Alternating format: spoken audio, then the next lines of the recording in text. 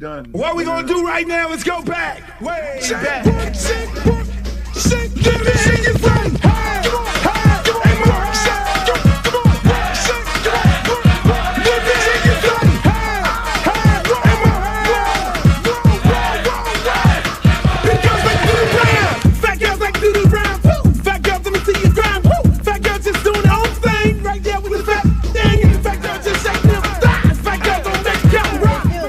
Baby. What's up? I thought you was gonna start hanging out with the big girls again. What is all this trash?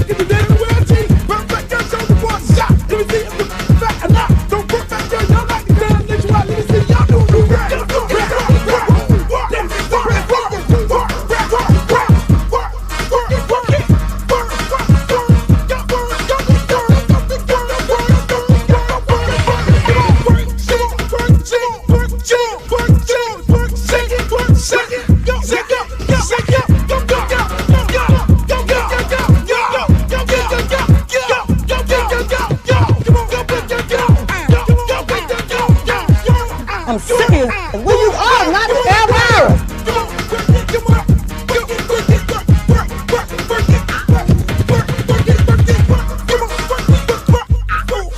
Oh, not the Britney Spears. Hey, how you doing?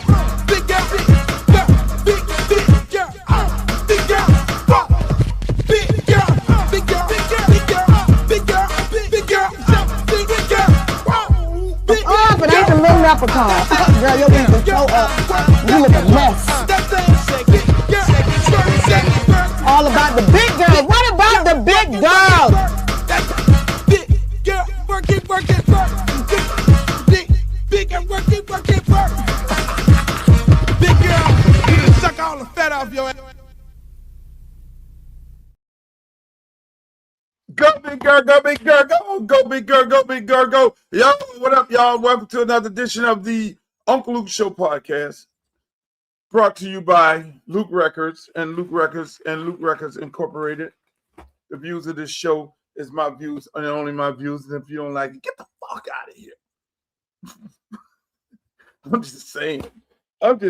We just talk trash up in here. We keep it a buck. And I know most of y'all love it because when I'm in the streets, people talk cutting me like, Luke, man, you really was telling us what was going on, man. That shit, man. You be the boy. One dude last night, right? I was at the cigar bar and it was so flattering.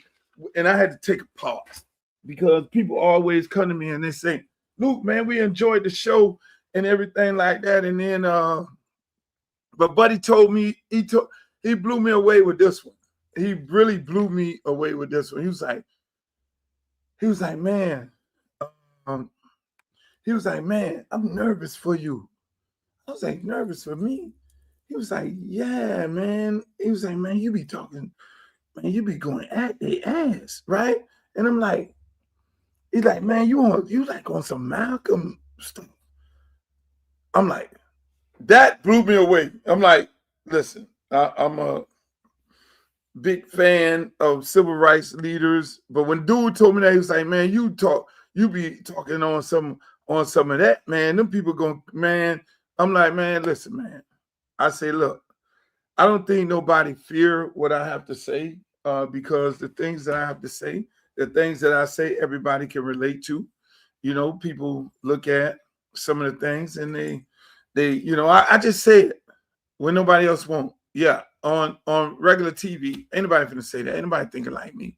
I'm a visionary person. I'm way like 10 steps ahead of everybody, and I know what the play is. Most people don't even understand the play. They just sit up there and they talk about the news as it comes, as it is. You got to wait for something to be on the news and then say, oh, everybody's talking about this, so we're going to have this conversation about this. Unfortunately, not with me. Not with me, because I can see the play long time before the play even happened. I can see it happening. I'm sorry. I already know what they're trying to do. You know, I have an ideal. I'm not saying I know everything, I'm a know-it-all, but I do have an ideal of what they're trying to do and where they're trying to go at, especially with this thing called life, especially with this thing called, okay, how we want to oppress a group of people. Like I was just talking to a lady. She used to live in Miami, and her family members live in Tamarack and Broward and all these places. And she wanted to know, because she was out of the loop. Hey, man, you running for office? Yeah. Okay. Tell me something about your campaign. And I was like, here it is. I'm trying to bring Black Wall Street back I'm trying to create Black Wall Street in Congressional District 20 in Lauderhill Lakes, Sunrise, Tamarack, North Lauderdale, Deerfield, Pompano. That's what I'm trying to do. That's what my whole goal is, to bring the money back. And she was like, really? I was like, yeah. I was like, let's keep it a buck. We don't own nothing. She was like, I said, she thought about it. I'm like, we don't own nothing. You have a train, bright line, get ready to go on the brink of bankruptcy. You have an airline, which is Spirit Airlines, something we're going to talk about within the show today. Get ready. They already shut down. We can actually go buy those two, and we'll own something. We don't own no fucking airline. We don't own no train. What if Black people go pool their money up together and we go buy Spirit Airlines? We can go to the government and say, man, give us a bailout right here. We need $500 million. We're going to buy Spirit Airlines. We're the one who put the money in Spirit Airlines. Why we can't own some shit? Why? Now, whatever you want to call it, the Black collectives own Spirit Airlines. Pool the money up together. We're $1 trillion business here in the United States of America. But we don't own nothing. We own nothing. We don't own no grocery stores. We don't own no Publix. We don't own no Saks Fifth Avenue. We don't own no malls. Where are malls? Where's our football team? Where's our basketball team? We don't own none of that. I'm sorry. We don't own nothing in all these years here. And that's why I be telling people get it twisted. Man, my shirt getting covered up. Let me move this mic. Can't have my shirt covered up. I need to see my face. We don't own nothing. I was talking to a lady earlier today, because I'm talking to so many people, and because I normally keep to myself. I normally keep my ideas and everything to myself. Let me put my microphone back up here so y'all can hear me. I normally keep my ideas to myself, but in this case, because I'm running for office, I have big ideas for Congressional District 20, big ideals. And one thing about me, when I come up with something, I implement it. I'm sorry. I implement what I do. When I said I wanted to, I looked at my park that I grew up on, Hadley Park, and I was like, look, we have an irrigation system that has not been changed in 60 years. What the hell is our water sprinklers? And they had to put the water sprinkler down and run the hose. And now this is a 28-acre park. surrounded by houses, not no government projects, tax-paying families in my neighborhood. I was like, no, this ain't happening, not on my watch. So what I'm going to do is I'm going to do this. I'm going to get involved in renovating this entire park. It took us about 15 years to do it, but we got it done. We got a new football field with my name on it. I didn't want my name on it. They said they want to put my name on it. State-of-the-art football field. Got with the Marlins, state-of-the-art baseball field. Got a brand new building. We never had a building for the kids. Because when we started at the park, it was a damn boxing gym. Vision. Hey, man, we're going to have us a whole facility for kids, classroom, aftercare, daycare, gymnasium. We built the first gymnasium in Miami. And can you believe that? Y'all come to Miami and do all this South Beach and all this big living. There was no gymnasiums in Miami, especially Liberty City. None. There was no gymnasium. And we got that built. Classroom, now the kids go there. I got 700 kids on a year-round basis that come to my program on a waiting list. That's how top of the line the shit that I do is. So y'all hear about the music, y'all hear about the artists, Pitbull and Trick Daddies and all these people I discovered and JT Monies and all these people in the world, but you don't hear about the philanthropical things that I've been doing for no money. Just the mere fact that my kids need it. And then we build our park, $16 million I got from the city in the county. We rebuilt it. Then I said over time where my mom from, we got $24 million to rebuild their parks. Because that's where the kids end up at the park. They leave school and they go to the park. Or they leave school and go to aftercare. And after you age out of aftercare, what the hell you getting ready to do? Age out of aftercare, now you at the house and now you're getting into all kind of shit you shouldn't be getting into. So my philosophy has always been provide a safe space for these kids to go to. And not just some daycare where they can have fun. So we built these facilities and these places are vibrant and running good. And now parents who can't afford aftercare and daycare can send their kids to our programs. And then now you got the summer because everybody got to go to work. Because the summer happens, most people think the average person is staying home with their kids in the summer. No, that's when the shit really go down.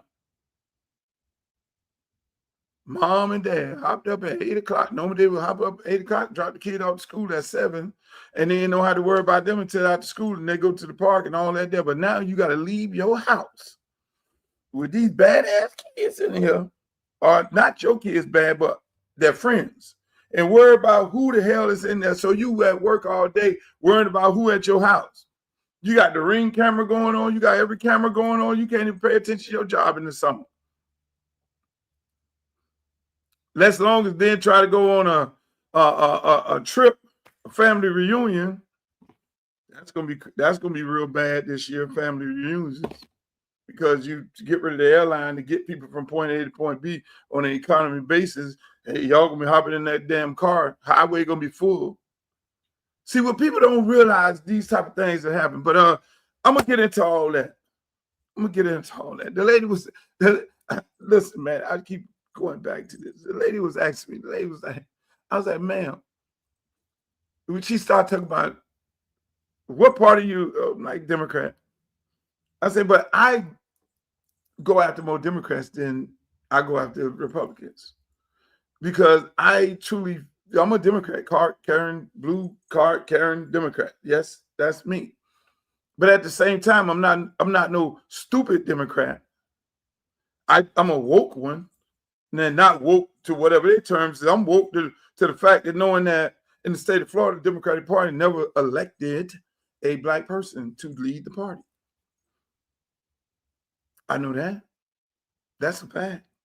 And why is that?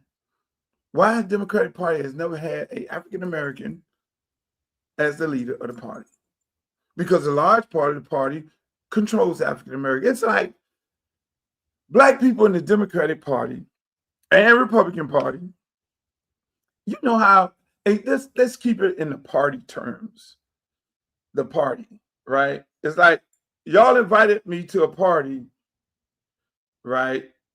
And you told me I can't eat, I can't drink. So think about it. You invited me to a party where everybody else is eating. And when I go to get something to eat, you say, no, not for you. But without me in the party, there's nobody in here is going to be in a powerful position, powerful position. You need me to make this party happen. Think about that for a second. Think about it for a second. Has the Democratic Party allowed Black people to eat? Have we been eating? Go to the hood. Tell me. We're getting gentrified right now. Go to the hood. Where are the Black millionaires, multimillionaires? Where's the Democratic Party caping for African-American developers? So you invited me in this party. Hey, we want you to come to this party called Democrat. We want you to come to this party called Republican. You're more than welcome to come over here to our party. But when the food is served, you can't eat. But what we're going to do is use you to obtain power. Ooh, that's some deep shit there. Oh, I'm cooking with hot grease right now. So you got me in this Democrat. You got me in this party. Come on, Luke. I need you to come on over here to this party. And you know what? I want to control you. Ooh. How do I control African Americans to get African Americans to vote for a party where they will not allow African Americans to eat? I got to go get some African Americans similar to the ones who convinced the Africans before they became American to get on the boat to come over here to be enslaved. Y'all don't think them type of people exist in our society right now? They know exactly which one of those to give power to and money to obtain power so you can vote on them. And they give them leftovers, but they don't let them eat. Because if you ain't eating, that's why they all be mad at me. I keep it a buck. I don't give a shit.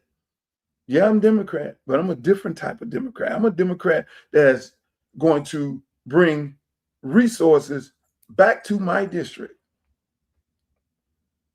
I'm not one of the ones who just want to be happy shucking and jiving and walking around and prancing and going to the party and trying to talk white when I know how to talk articulate. No, I'm gonna lose my culture and lose who I am. But then when I get around, when I go to Jazz in the Gardens, then I want to act like I'm a brother. Oh, hell no, I'm not that guy. But what did you bring back? And I say this to all Democrats, all Democrats all across the country. Why? We're in a party where they're not letting us eat. And they're picking and choosing the individuals that they post out there on the camera. Those individuals are not rocking the boat to bring the resources back. That's why all these folks around here, Jared Moskowitz and all of them, they try to find people to run in this race. Ain't got nothing to do with this race. They try. Debbie Wasserman Schultz, they got her poor child. They got her sitting there. She's sitting there right now in the house. How in the hell I'm getting ready to go over here and run against this motherfucking Luke? I'm keeping it buck. That's what she's saying right now.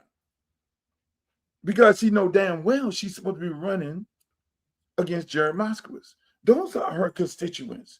Ron DeSantis merged their two maps together. So what is the Democratic Party going to do?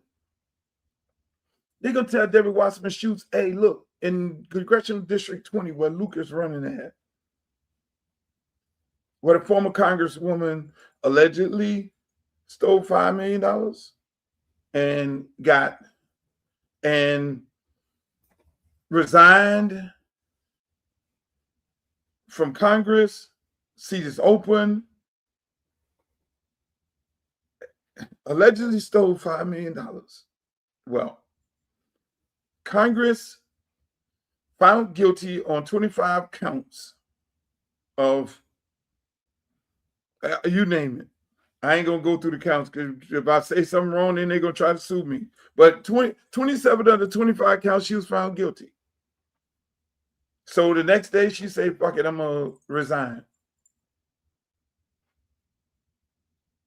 Now she has a federal indictment with a possible chance of going to jail for 50 some years because they allegedly gave her a $500,000 COVID check, but then they added another zero on it. They added another zero on it, gave her $5 million. And she didn't say, hey, y'all giving me too much money. That was me the other day. I was at the restaurant, last night. And the guy, I get a guy 100, and he say, oh, this is cost this amount of money right here. And now you give me $80 back. I was like, no, just no.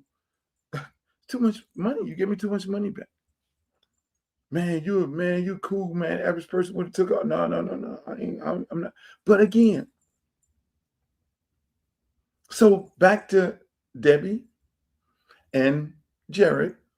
So the district has 20-some% white people and another maybe 10% Hispanics and probably 70% African Americans. Well, you have a mixture of people, Jamaicans, Trinis, Haitians in the district.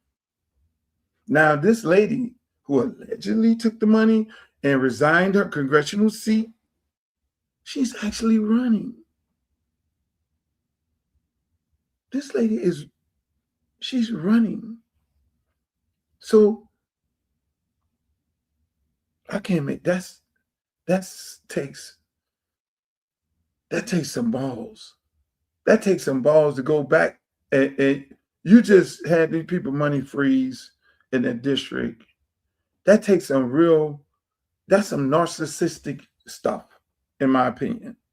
That you just got found guilty on 25 of 27 counts by Congress, a bipartisan committee. And all of them said, you need to resign. You go and resign because if you felt like you didn't do anything wrong, you could have let it go to the vote. And then you'd have got expelled. But you avoided that so you could do what? So you could run. I'm sitting up at Wycliffe and his sister. Shouts out to Wycliffe and his sister. I love them both. Getting the key to the city in Tamarack, and I look over there. They invited me to Tamarack. Shouts out to the people at Tamarack. Beautiful council, beautiful board people. I met the mayor sometime, and I'm looking over there because I didn't really believe it. They were telling me that, Sheila is running, and I looked over there. I saw her sitting on the front row, and I was like, this is amazing. You have a federal indictment. And you're running. I ain't gonna say nothing. Listen, man. That's who I'm running against. Then I'm running against a doctor who's in World War II, a pilot. Figure that out. Then I'm running against another young guy. I'm not gonna speak on that. Y'all got to find that out yourself. But it's funny, man. It's not funny. And how important this election is. It's very important. Donald Trump got TPS on the ballot. TPS is on the ballot. The average person in the district don't know. They don't know how important this election is.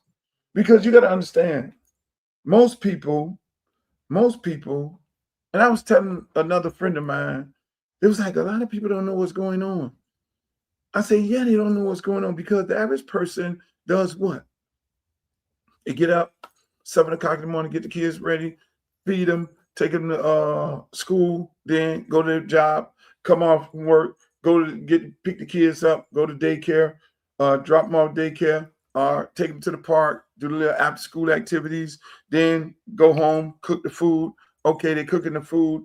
And then now you get the kids back home, feed the kids, get them ready for bed, and you got to start that whole cycle over again. So at what point do they find out what the fuck is going on?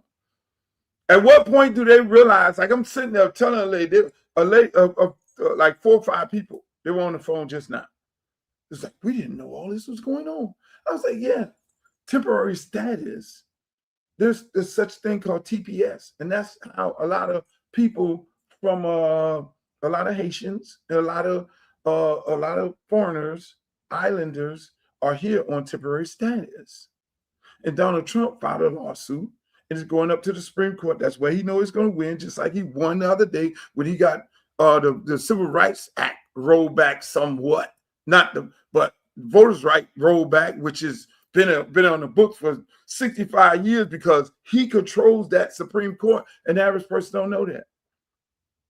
So mind you running in a race with a lot of immigrants, a lot of folks that he pointed out, I want to throw the Haitians out of the country. And one of the congressmen, Carlos Jimenez, already in a fight with the prime minister of Jamaica right now, talking shit. So now this is the district this district is made up of that. So they want to send everybody here on temporary status, everybody on here kids who were born by parents whose parents are immigrants, they want to send all them not back. Here's the kicker, not back.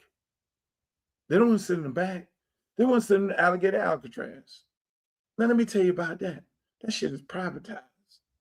I know people right now in Alligator Alcatraz. There's a young lady that's working on my campaign right now. Been a friend of mine forever. Know her and her husband, good guy. You know, she's raising her brother 2 kids. Now, mind you, the brother 2 kids, the kids' mom and dad got unalived. So this lady is raising 2 kids that are not hers. 2 kids that her brother. Her and this guy.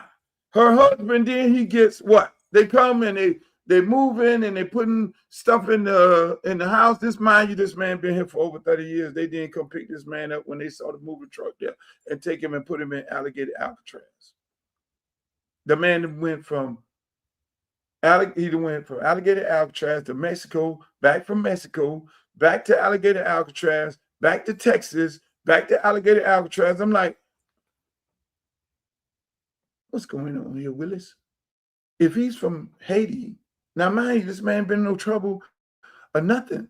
If he's from Haiti, and y'all telling the American people that, oh, we're sending people back to their own country, they ain't sending nobody back nowhere. You know how much each bed in Alligator Alcatraz and these concentration camps cost? It's privatized. You know how much each bed is worth that the state of Florida is paying for in the federal government? $250 a day per inmate, per bed. Who are they paying to? One of the private companies who homeboy put a boatload of money in their campaign, and that is the way they pay them back. It's the American way. So they are not sending them people back to their home country. They are housing them people, and then now it's another $250 per flight. What they call it, Breeze Airline, or what the name of that airline they put them on? Y'all gotta understand. This is a big business. Like, share, subscribe to the podcast. This is big business. This election is bigger than you could ever imagine. I'm having a fundraising party this Thursday.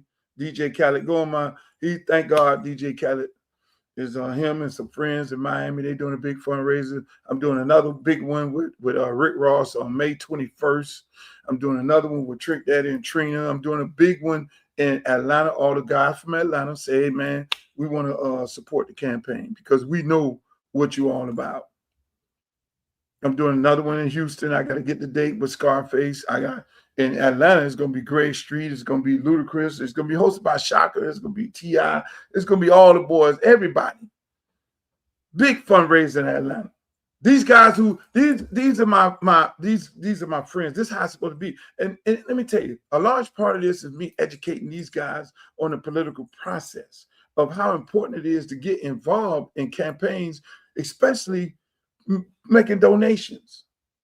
Because I can sit up here and buy the damn election like my opponent did. She bought the election. She took the $5 million, in my opinion, according to what Congress found her, you took $5 million allegedly and paid for an election. When you buy an election, you're not getting rid. That's some narcissistic shit. I got one guy in this race and put $300,000 of his own money in the damn race. I'm not doing that. How could you even trust a person who are trying to buy an election by putting their money in there? What the hell? The job is only $160,000 job. So it don't make it make sense. If you're going to take and put millions of dollars in a campaign so you're going to win it, and I give me the $5. I tell people, give me the $5, the $10, we're going to make it do what it do. But if I put the money in, I'm trying to do what? Same thing, get some out. So if I put $1 million in this campaign, my son trust fund, then now I'm getting ready to be up to no good because I'm going to try to figure out how to get this money back. They don't make it make sense. The math ain't mathing. The math ain't mathing. Make it make sense. If I give $1 million of my money, or like one of these other dudes in my race, give a $300,000 to get a $160,000 job a year? Really? No, you're up to no good. You want the job to be up to no good. You want the job to serve the people. Come on, man. See, we got to get, us as a people, we got to get involved in this political process, man, because like I say, we are in a party called Democratic Party. And when we look around, when I go to my hood, it's the same hood I live. Ain't nothing got better, and streets still the same. The hood over here, the projects over here, and now they still in the projects. The government's housing project, they're putting people in office to give them the government housing projects so that they could go and redevelop them and say they're affordable housing. Affordable to who? Not to the people who live in the neighborhood. You see Julio Raimundo and Nestor Torres and Swartz and all them living in the building, you be like, what are black people? Because then they put management in there and then they say, oh, we need your first and last month and your kid's birth certificate, and we need your death certificate, we need this certificate, we need another certificate, we need the proof of life, we need the proof of this and all that there. So then by the time you go up there, you're like, what the hell? You ain't got none of this stuff. And they be laughing when you walk out the door because they ain't asking them for that. So as you put African American on the application, oh, give them that package and give them this package, because too many of them living in this place is going to bring down the property value because we need the property value to stay here. The developers say, oh no, because we bring too many of them at this set income. That's why I say affordable to who? So in my district, I'm building affordable houses by the people, for the people. See, I'm an agitator. Them people are going to be swinging on the chandeliers. If I lose, they'll be happy. They'll be so happy. They're right now putting tons of money into my opponent's accounts. They're donating tons of money.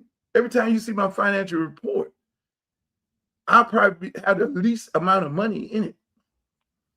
And they'll have the most. But at the same time, I'm the fucking millionaire in the race. And the businessman. Why is that? One, to control the individual, to take the resources that's allocated to this district and put it in their district. Two, to take the resources from the district, Like, oh yeah, we know you guys need affordable houses, so we're gonna do affordable housing in your district. But then they're gonna be not affordable to the black people in the district. They're gonna be affordable to people who don't look like us.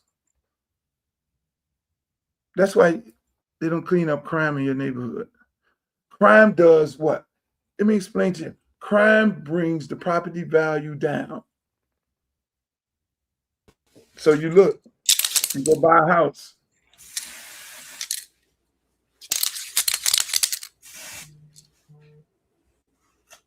Why you looking crazy, man? I ain't never seen a motherfucker spray their hair. So I'm gonna just finish this one part, Mr. Street, and I'll get to you. Crime, let me break y'all down on this right here. So what does crime do? Crime, and it's crazy because I was laughing the last night because they had a Law and Order case on this, right? Which I love Law and Order. I can look at this shit all day and all night. They had a case on it. So what crime does this? You want to know how your neighborhood? You be like, why they got killing and doing all this crime and the police chasing and going out? That's all by design. That's a part of gentrification. Crime brings the property value down. When you go to a realtor and say, hey, look, I need to know how much this house, and then they tell you the crime, the schools, and all these other things, what's A school, B school, all that bring property value down.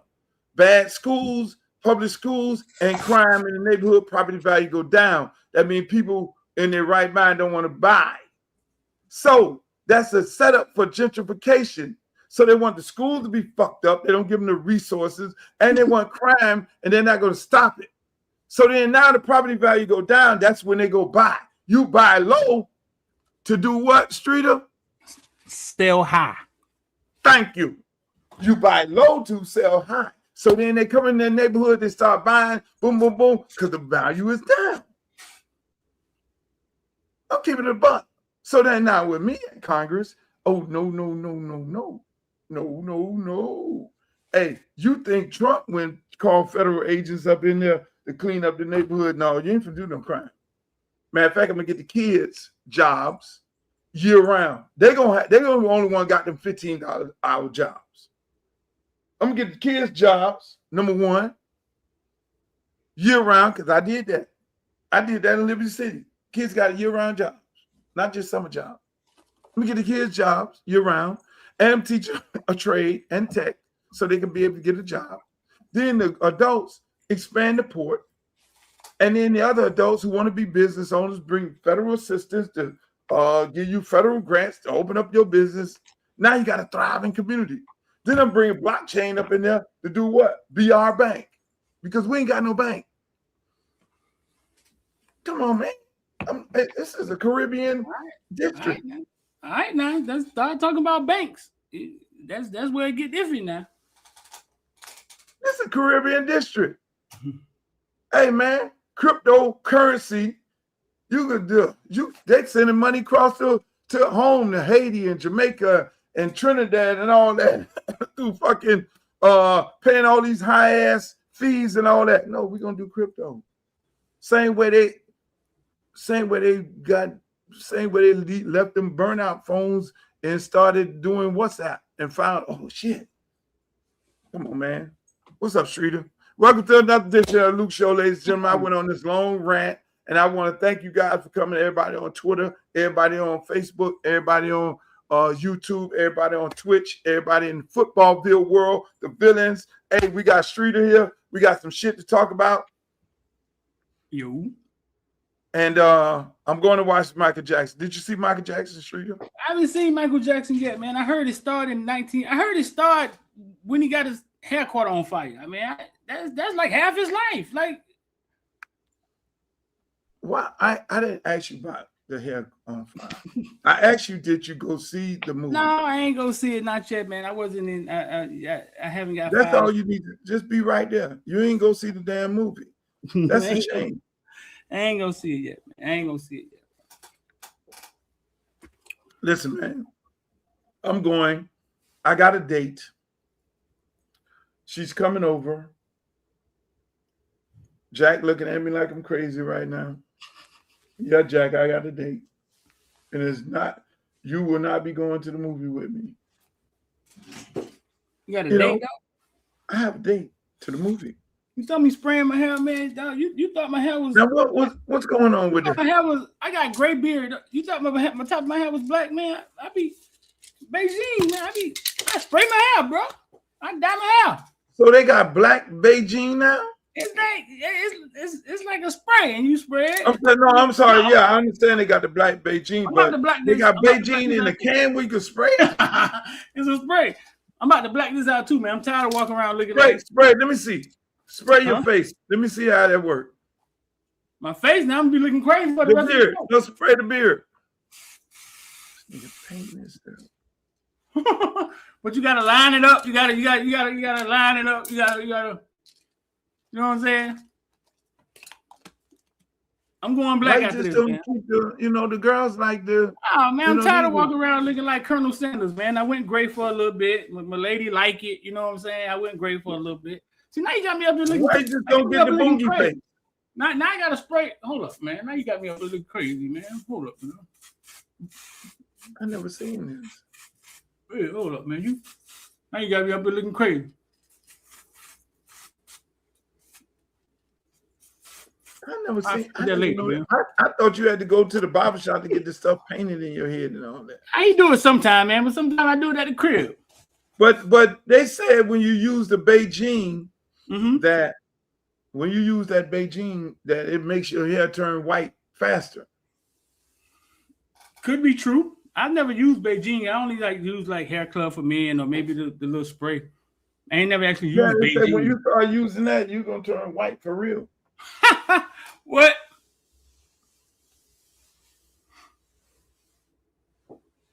But yeah, bro, like sometimes I don't want to be gray. Like I ain't 70 years old, so I spray it up. These kids, man, getting their hair sprayed, they getting their hair lined up with spray now. Like they totally different than us. Hey man, let me say this. Speaking of kids, you straight up.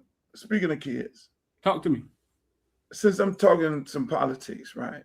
Do these kids, and you in the world of college sports, you're interviewing these guys who get big NIL money. Do they realize how important this election is, that NIL is on the ballot and that Donald Trump and Nick Saban and the rest of them have been going to Washington to create a bill to try and get it passed in Congress in the next cycle? Congress, and then hopefully get it sent to the Senate for this man to sign in law. Do they realize that? Do they realize the money that they're making right now? If Congress, if they do what the NCAA is trying to do, it'll take all their money away, and they'll no clue, man. I mean, we're never interested in the inner workings and what's going on behind the scenes until it slaps us in the face. So they don't know. They don't know this. No, I'm sure they see Nick Saban come down their feed every now and then and say it's a problem, but they don't know how serious it is. I mean, they don't realize that the NCAA and every one of the conferences that they're in are consistently lobbying Congress and the Senate to put regulations and restrictions on them to then take their money away and get rid of the collectives, get rid of NIL, have them only cut it down to everybody getting the same amount of money. They don't realize they don't even feel like they should get paid. They don't realize this. No, no, man. You know how it is, Luke, man. They fight fights in different places, man, where we don't really show up. I mean, no, they just happy they getting paid. Everybody think they next. So it could be easy. Let me tell you what could easily happen. That's why when I look at haircut, man, by the way, haircut, I love haircut game, boy. Haircut a real South Florida boy. He a dude. Haircut is a dude. I just look at the videos. Man, that's my guy. Haircut, a guy like haircut. Haircut is getting ready to play high school ball this year, correct? Yeah. Which I don't think he should be playing. I think he should just go on to college right now because he's taking like candy from a baby from these kids right here. He needs going on to college haircut, get the money. Because let's just use haircut. That's a whole other story. Haircut can literally go into, if haircut going to college right now, he'll make X amount of dollars. If haircut goes in when he's supposed to go in, right? Yeah. And they changed the law, they changed the rules. Nick Saban, the Congress, Luke don't get elected. And now you got all these people who don't have no idea about what NIL is, and they're going to turn fanboy to Nick Saban and all the rest of these people. And they're going to come up with laws to restrict them from getting the money that they're rightfully supposed to be getting, like everybody else getting 10. You're not finna get no 10 million. You ain't finna get no 100 million. You might get 50,000. It can happen. It can happen, and they're pushing for it to be different. They are pushing for it to be different, but we don't understand. Okay, take politics, right? We hear the word politics. We hear about people lobbyists putting money into campaign for politics, but I don't think a lot of times our people, especially at that age, really understand what it means.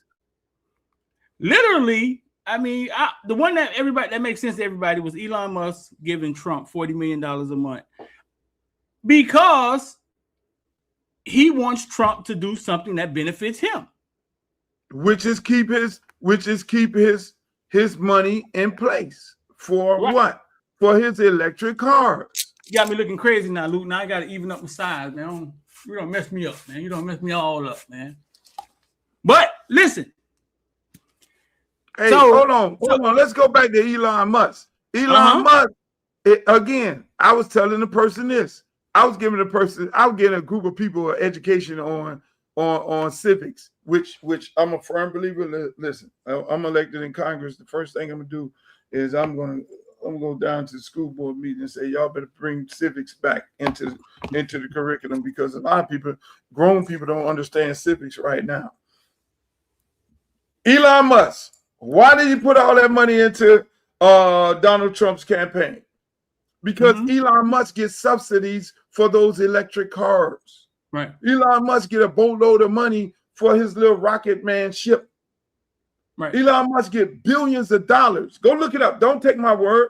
He gets billions of dollars, so he got to protect his investment. So what does he do? Put a boatload of money into the guy campaign and allegedly probably fixed the election. According to Rogan, the man said the election was over at 4:00. We still trying to figure that shit out. We don't talk about that no more. But him again, and then he got to get some of his South African people over here. That man put a boatload of money into this election to do what? For control, so he can make money. People put money into these elections to get money. Right. So to bring it home, that's one everybody can understand, right? So if somebody's going against NIL and they're using politics to fight it, right? You have to have somebody fighting for you. Correct. Right. You got to have somebody that's fighting for what you're fighting for, and then you have to push him. Because what usually happens is they raise these fights, and a lot of times there's no opponent on the other side. Nope. No. Northwestern wanted to create a union in college football, and that's when they got off their behinds, Luke. It was like, wait a minute. That's a fight. If they created a union, now you could fight everything across the board. They jumped up real fast. It was like, nah, let's turn this into play, y'all. Golf. No, they're turning to golf. Y'all go find some money. That's exactly what they did, Luke. NIL, it was literally them saying, okay, we will allow y'all to go find money. They ain't saying we're going to pay y'all. That's kind of what it turned into. You know what I'm saying?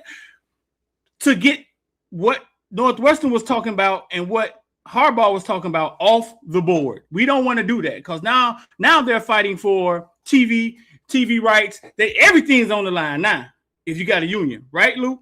Now you could fight against everything. Now we're tapping into everything. Right. So they jumped up and said, "Oh, hey, listen, y'all go get some sponsors." And we went yelling, "Hallelujah, hallelujah!" They paying the kids. No, they're not paying the kids. What they did was say, "Okay, they let you off a leash," and was like, "All right, man, go find some money." Dang, they almost got us. Right. So make a long story short, Luke, whoever else is fighting for NIL, which I only hear Luke talking about NIL and defending the kids for NIL. This is not a goddamn commercial.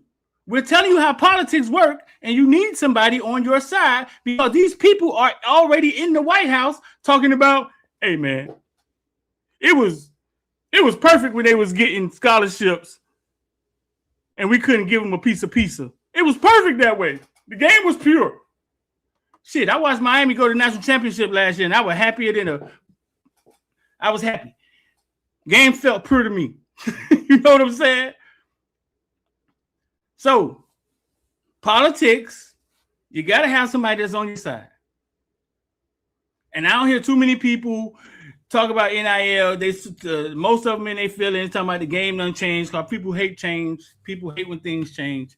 And so, yeah, Luke, these kids got money now, and they need to listen because it could stop. Just like them people, Spirit Airlines woke up in the morning and their job was gone, 17,000 of them. We're talking about business and people's special interests and what they want to happen. If it's either them or you, it's always going to be them. So you better get somebody that's fighting on your side. You better get somebody fighting on your side because it's gonna be a world. You're gonna be in for a world of hurt. The bottom line. And that's what these people don't realize, Streeter. Yeah. That's what all these folks don't realize. And I'm not just saying me, if I'm a college football player, no matter wherever the hell I'm at, if I'm a parent, wherever, I am going to every person who's running for Congress right now and saying, where do you stand on this NIL? Because I got to put some money in your campaign because if my son is getting 10, 15,000, my son getting $2 million right now, he still got 2 more years left in college, there's a possibility that this money is going to cut off. Like, just like you say, like Spirit Airlines, one day they knock on the door and say, no more NIL, rule change. That's it. This is what it is. And that's what's going to happen. And everybody going to be sitting up there. They're going to be all on the floor. I don't know, because they got all these big-ass bills. All your parents got these big-ass bills because your kid is making all this money right now, and you making all this money, got all the drip around it, and you got the big condo on the Ocean Drive or whatever the fuck it is. And then when them people say, hey, look, the well just got cut off. You ain't going to get all this money. And then you got the ones coming from high school, well, 5-star with the expectation of getting all this money. Then, oh, no, that was last year. You ain't finna get this kind of money. We ain't doing that no more. We got a new model here. The same way we changed it where you can get the money is the same way we changed it where you can't get the money. Now you ain't got nowhere else to go. And what? You still got to deal with it, play our brand of football, and the head coach is still going to make $10 million a year. Now what? And they're going to be we'll pay you up on the table a couple $1,000 like we used to do. Yeah. Y'all better, hey, so I'll tell all you parents and everybody who want to save NIL, I'm the NIL champ. You better go to my website, www.sitdownonthrow.LukeTheCampbellForCongress.com. Fuck around and don't fuck around and find out. And Luke gonna win. And then Luke sitting over, I'm going to be sitting on the island saying, I told you. Luke, like you should play that Trump clip every 30, every 15 minutes of the stream when Trump is saying, yeah, a few of them signed contracts, they got the money already. But listen, how much did they make in scholarship money last year? Like we wanted to go back there. You should play that clip every 15 minutes of the stream, bro. Right. Yeah, they got a couple of them got a little ducats, man, but this has to stop. That's what Trump said. Yeah, that's what he said. How much money did they get? Oh, this got to stop. You should play it every stream. Stop this shit. Every Amazing. stream, you should play it. I mean, because these people serious. They serious. I don't know what's their driving force, but yeah. Their driving force, Streeter, let me tell you what to play. This is what What's you the play? do. This is what they always do, right? They say, okay, like you say, Northwestern want to go and become union. So they say, oh, hell no, we can't do that, right? Because then the union's going to get in, AFL-CIO and all of them. They're going to end up being a part of that. We can't do that. Now, that's going to be law. The unions control the Democratic Party. The Democratic Party is going to push that in the law. And the union controls a lot of people in the Republican side. So they'll get the votes to create whatever law they need to create to then protect these young people. So they stop that. They let it go crazy. Because they playing long ball. NCAA is going to be here after me, you, Mario, Kirby, everybody.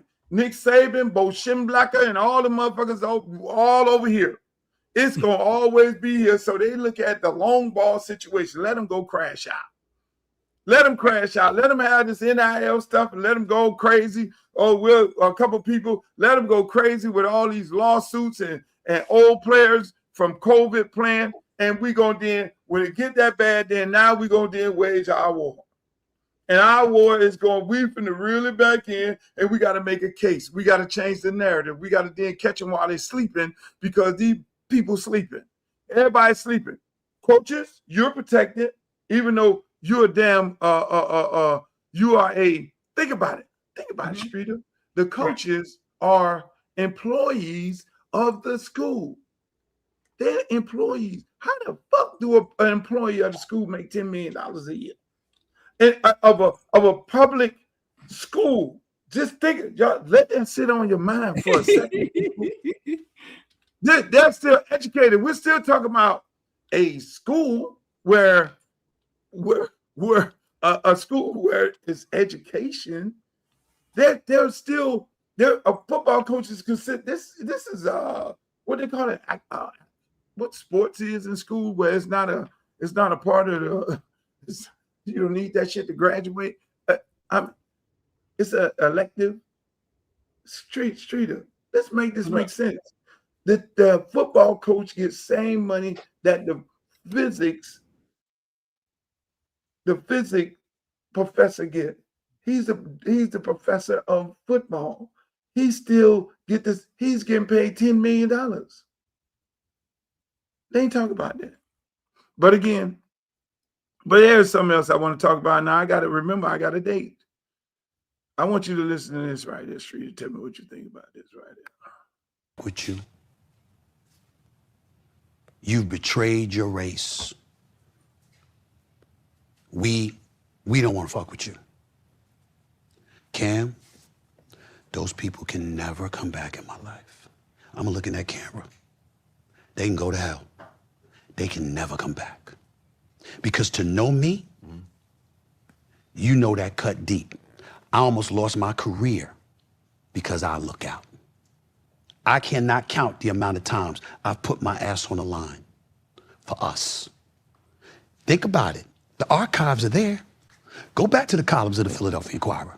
Go back to me on Fox Sports on the Best Damn Sports Show. Go back to me on ESPN and look at the shit that I've done and the issues that I've been willing to tackle and the sacrifices. I could have shut up and got paid.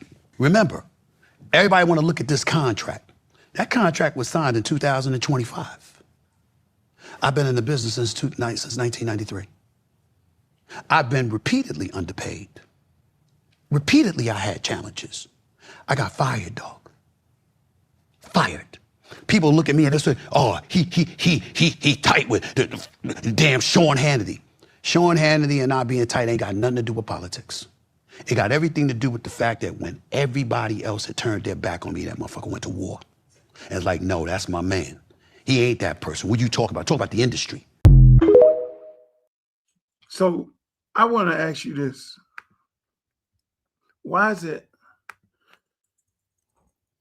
I know Stephen A. I consider him as a friend, right? And I'm gonna tell you this, right? But then I keep all my shit separate now. Stephen A. I'm gonna tell you, how did I link up with Stephen A? Who I jumped out there and did a article saying when I was writing for the Miami New Times, and and I went hard on Stephen A. And you know who came to me and said, Luke, no, that dude a good dude. Say, Luke, the guy's a good dude. It was the same people that's right now criticizing him.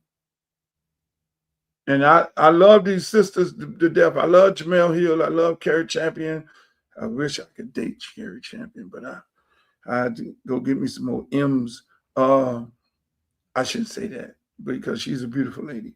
But I'm just saying, man, Jamel Hill came to me and said, Luke, no, Stephen did so much for a lot of people. A lot of brothers and sisters at ESPN, he did a whole lot. And he ain't that dude what y'all think he is. And no, you need to get to know the brother. He's a real good dude. He looks out for a whole bunch of black people. He brings so many black people into that industry. And it's amazing that these are the people who told me this, and they're the people who are going after him. But I guess they don't remember telling people like myself this. I remember it. So when I see, and I love Jamel Hill, and I love Carrie Champion, and it's not I love Joy Reid. Joy Reid is different than those two. They were colleagues together. And so I can understand where the man coming from because he's no different than me. There's a lot of people I help, Streeter. There's a lot of people who turned it back. There's a lot of people who I picked up and dropped off. There's a lot of people who that I got on the phone and made some things happen, and they got some M's in their pocket, and all of a sudden you can't find them, and then they'll sit there and let somebody say something bad about me. So I understand they can't come back. And I clearly understand what he's saying when they say, look, man, I done help all you people, man, and y'all got shit to say about me and y'all won't check somebody. That's why I always tell people, I have friends that tell me, man, he said this and he said that. I said, well, why they feel so comfortable saying something about me around you? Don't come tell me about what somebody told you. Tell me you check somebody. Because if they feel comfortable to talk about me around you, then what that says about you. You feel me? But with us, it ain't no loyalty. And we got to do better. Some of us are, but we got to do better with that. We got to do better with, okay, now he got a big check. Now we going to attack this dude. I mean, LeBron James, I fuck with LeBron James. LeBron James went after Stephen A. Smith the night he got his contract. Why we don't, and I don't know whether it was a coincidence, but people jumped on that. It's like the night this man got his contract, he's sitting on the floor of the basketball game, and now he's being confronted by the #1 player in the world. And that's why I love LeBron. I want to go on that barbershop show. I have him come on this show to be like, look, man, do you know who the fuck you are? Some things you need to, you're an iconic figure. You're a major figure. And that's just me, Street. I think globally, and I think like, okay, how you affect people, like when Shannon Sharp and Mike Epps, who my good friend, was getting into it, talking all this, oh, when I see you, when you come over here, you got to come over here and all. I'm like, you can't do that. I call Mike, you can't do that. Not y'all two on social media. Because now here we trying to fight to keep these kids from doing that same thing. And then they taking a gun and really going and unaliving somebody. You can't do that. I call them all the time. No, stop that.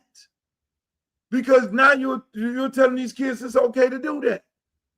They get on Facebook, Snapchat, and all this. They go to getting crazy and all that. Before you know it, they done went and grandma laying on the floor because she can't get out the way fast enough because they spraying the house. What are we doing? Oh, I understand. Oh, man, y'all the influential people. But unfortunately, when you get the bag, then you become a target. What Biggie say? More money, more problems. I can't hear you, Streeter. I can't hear you. Puffy or Biggie said that. Biggie or Puffy said that. Who said that? Listen, I believe Stephen A. Smith. Sometimes our expectations for each other are way too high. Like, and sometimes you can't do enough for people, right, Luke? Like sometimes you do for people out the goodness of your heart, and you think they take it as they're appreciative of it, and then you find out later, like they don't even remember when they needed you. Like, you know what I'm saying? I believe him.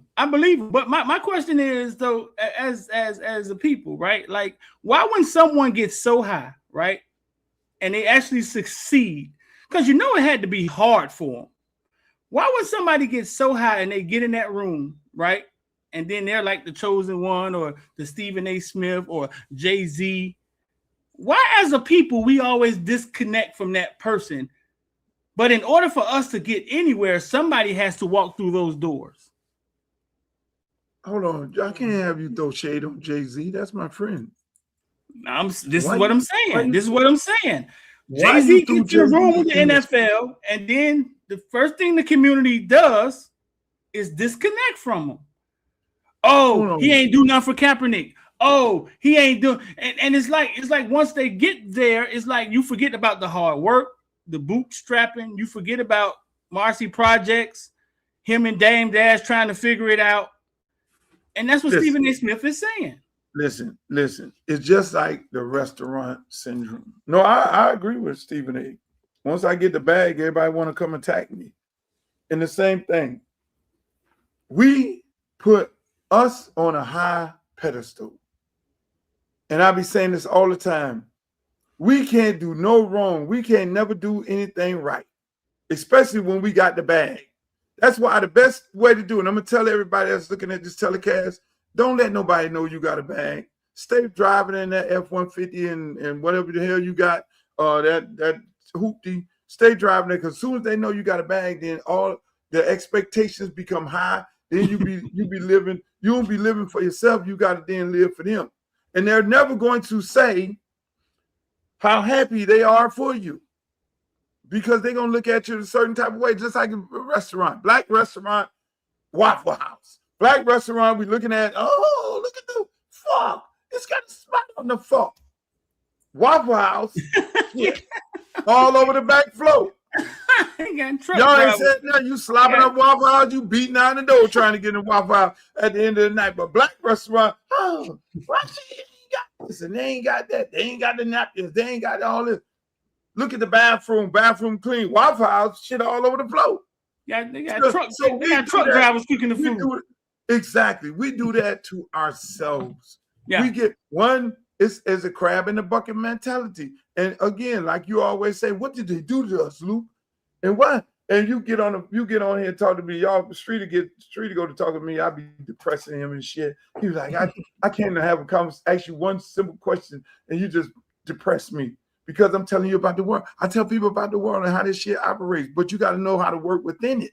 You got to know how to work within this world, because this world is not designed for African Americans to make their own. Now look at us. We pulled ourselves up from the bootstrap. Ain't nobody help us do shit. They steady trying to push us down, and then they say we can. The only way we can hold these motherfuckers down is we get them through education, and we get them to turn on each other. That's why we got to divide and conquer. So we got to identify the same ones who told them, who said, get on the boat. We got to go find them, get them a couple dollars. What you saying? Get them a couple dollars to then hold them down. I tell them this is how you need to do it.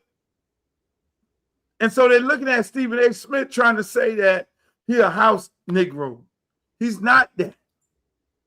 The man over there doing his job, the man talk more shit than a little bit. He talk about everybody, spread it around and all that. Is there some other people on there? He can't win. He can't win. He can't win. He can't win. It's Luke. Listen, on a smaller He's scale. NWA. Right? On a smaller He's a scale, nigga that love to hate. nigga that love to hate. On a smaller scale, Footballville, right? There have been parents, their kids' whole career. If I'm at the game, after the game, they come to me and be like, "You got some videos of little Mike? You got some videos of little Mike? You got some videos of little Mike?" Those same parents' child gets drafted, and there's been instances where I was blocked. I don't even know why. I don't know why I was blocked. Couldn't even get in contact with them. Hold on. Let me do you like you do me. You got to put a name on it. Who? There was instances where I was blocked, and you know what I'm saying. And it was like it was weird. Now when they are you gonna put a name on it? You want me to put a name on it because he one of yours from Liberty City now. It went ugly. Now he said he didn't know anything about it, which could have been true.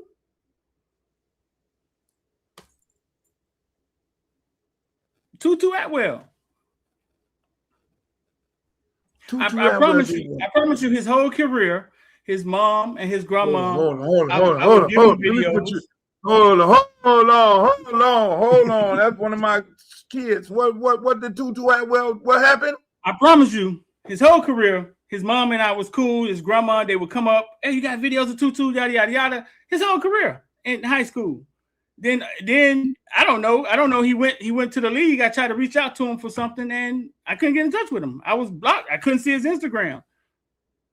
I mean, so I said something to Rob from Liberty City, like, "Hey, bro, listen, I don't know what's going on. You know what I'm saying? I covered him his whole career. I mean, his mom and them always would ask me for videos. They reached out to him and they called him. He said, man, I didn't know that. And then he unblocked it. But I believe that was somebody that did that. Yeah, because he's the nicest kid ever. Right, but there's been instances. I had another instance. And if you pointed that out to him and he then went and unblocked it, which it takes a lot. It's not necessarily a lot. And look, we can't even talk about stuff like this. Because when we talk about it, people sound like we crying. But it's our truth. But listen, I had another instance where a friend of mine's son was in the NFL. And then her daughter became really good at sports. So I started promoting her daughter. I saw the talent. You know what I'm saying? I saw, oh, she's finna be good, right? And she would bring me her daughter. We was friends. She would bring me her daughter, yada, yada, yada. I actually went to high school with her. You know what I'm saying? And I asked her one day. I said, listen, I love promoting your daughter, right? I said, but you didn't ever think one time that I would want to interview your son that's currently in the NFL? But you can't do that. You can't think that. What? You can't. What? You gotta. You can't think that. These people doing so much going on, so much stuff happening that there's. Oh, let me call up the street. No. You're taking the time to bring your daughter to me early Sunday mornings because it benefits you, and so. But listen, when I brought it up, she was really humbled. She was like. She was taken back, like I didn't like my bad. Like I did not think of it that way. She didn't think like that. She didn't think that because she was using you to but I think at heart, people do what benefits them, right? No, they were using you. They were using you to blow the daughter up like you blew up the son. And when I didn't blow up the son, but he was around when Footballville first started. But I just asked her, you know what I'm saying? Because I was close enough to her to get a real answer because this had happened numerous times. Like you don't think I want, and then she reached out to her son right then and told him. So I realized it was just her not thinking. Listen, what were you trying to sleep with her? No. Did you spray the Beijing on your face before you talked to her? Yeah, that's when I used to have. You had a white face or you had the black face? I had a clean face. I ain't have nothing on my face. So no, I didn't. Face. Huh? You had the boogie face. Yeah. Right. So and this is on a small scale, right? It's on a small scale, right? So Stephen A. Smith, I understand sometimes it's like you can't do enough for your people. Like you can't do enough. Like the expectations of you are so high. And then the expectations of them is nothing. You know what I'm saying? We allow them to come around and do. There's no expectations of them. But when it's us to us, and I haven't figured out how to combat that, Luke. Like, you know me as the media, right? I'm from the community. I know a lot of things that I can't say. If I was to ever hand it to one of my counterparts, they were blasted on the front of the Miami Herald, right? But there's a lot of times I'm protecting kids and just things I just don't say. Come around, there's no expectations of them. But when it's us to us, and you feel me? Yeah. I haven't figured out. So because I'm always protecting our kids and the community, and some of it's not news to me. It's not, you know what I'm saying? It's not worth. Luke, you know, like it's not worth. No, I don't know.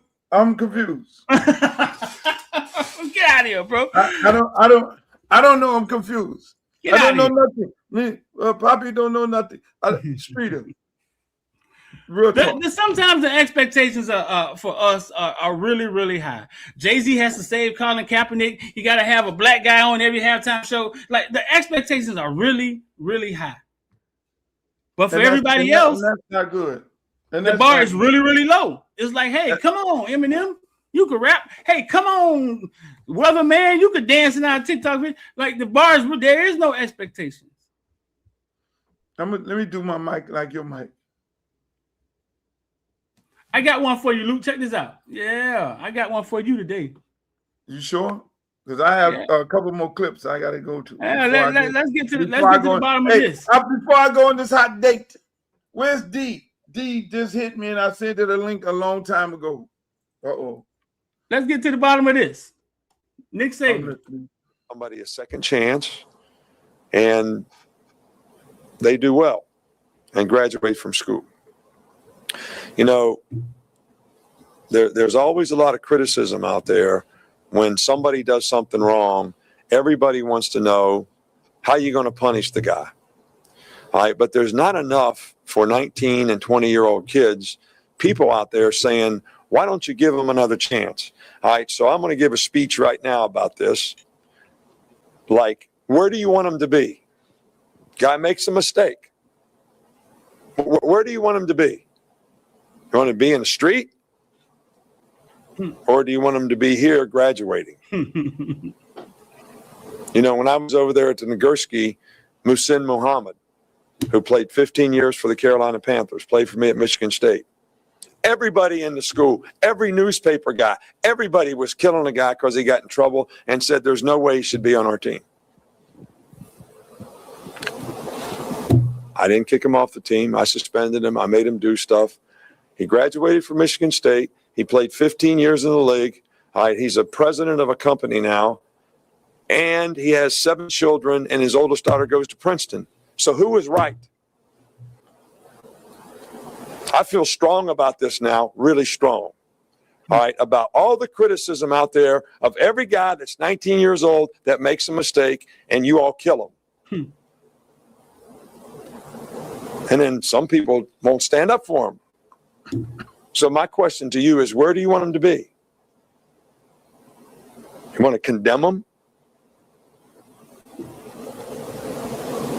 to a life sentence? Or do you want the guy to have his children going to Princeton?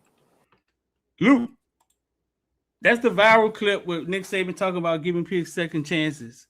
He's like, where do you want him to be? You want him to be in school with a chance, or you want to send him back to the hood? Basically, you trying to send him back to the street? So what you played that clip for? Because I threw off one of your people? Because if Nick Saban knows these kids' other answer is going back to the streets, why wouldn't he want them to get paid? Oh, good question. If he knows where a lot of these kids come from, because he clearly just said it, why wouldn't he want them to get paid? He clearly just said it. I care. I'm really strong about this. Because, let me ask the question. Because he wants to protect his legacy and he wants to coach, but he don't want to coach in this climate. He want to coach in a climate where he has control, where he's the only person that can allegedly pay players off, and anybody else that does allegedly pay players off, he can call his comrades at the NCAA, turn them in, get them on show cause, get them suspended, get them some bowl eligibility taken away, and get some of the scholarships taken away. And so he wants it to be like it was before. He want to go back to the old system because, again, this is affecting his bottom line. He's still young enough to go back out there and coach. He's still vibrant. You think he's not making the same amount of money sitting on ESPN that he was making coaching college football? He wants to break everybody's record and surpass all the records. So he's sitting there, and I think, and I know Nick, he's angry because he want to go coach, but he don't want to coach in this situation. You got to remember, Nick said he left the Miami Dolphins saying, I can't coach these people, man. These these dudes getting all this money. You can't tell them nothing because they already got paid, and I need to be able to coach college football where I can control them when they're looking at me to being I'm the end of all.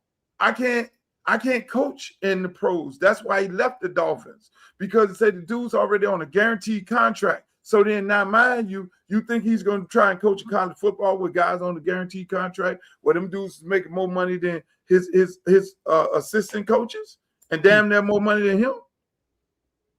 And so that's that again. But that speech, it was deep. I mean, I wouldn't put it in the that's a hard way to put it in that kind of context where you're going to use that speech and say that hey, Nick is not a bad person. He just wants to control the narrative because he feel like he earned that. And obviously he's working for the SEC and the NCAA. He has always worked for them to then now try and, take the money away from the kids so he can go back out there. So that's his thing. That's what I disagree with. But I do agree with giving a kid another opportunity. There was only one kid in my total career that I kicked off. One, and I did that last year. Right. I've been coaching since 2003, high school football. And that one kid I kicked off because the parents, him disrespectful. When the kid is disrespectful and the parents is disrespectful, then that's a problem. You know what I'm saying? I never had that. I never had a kid say the things that kid said, and I said, well, you know what? This might be the writing on the wall. This might be time because I'm not coaching in this climate here. But again, a lot of people allow that to happen. Right. I'm not gonna coach like that. I was talking to a college coach last night, Streeter, and the college coach told me, and I ain't gonna say what practice and what kid it was, and he was like, Luke, real talk. Man, I went to a practice and the kid was practicing with headphones on. He said the kid was practicing with headphones on. Now, he's a big time player. He got that practicing with headphones. He said, now mind you got the headphones on. The headphones got to be connected to a phone. And the phone got to be nearby because the locker room way over here. So that means the kid had the phone in his pocket with the headphones on because you Bluetoothing, right? Right. It's only you Bluetooth. So the man said, the kid got his helmet on with the headphone. I said, no. He said, and the coach, he said, man, nowhere in the world we'd have let nothing like that. I said, now you see why I don't even miss this shit, because you have coaches that are allowing that to happen right in their practices. And when you get an old school coach like me, now hold on, son, leave all that shit in the locker room. And if you come out here with that, you're going to get elbow and toe, and we all going to listen to one sound. Now y'all can connect, whoever want to connect. Then y'all pick who want to connect to the music.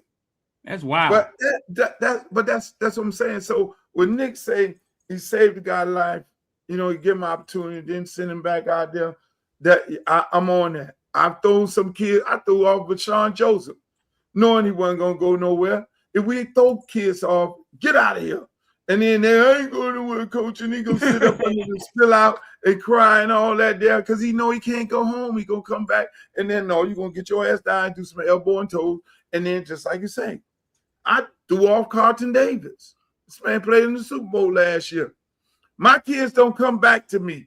My kids come to me when they get 30, 35 years old and say, thank you, coach. Because most of them hate me.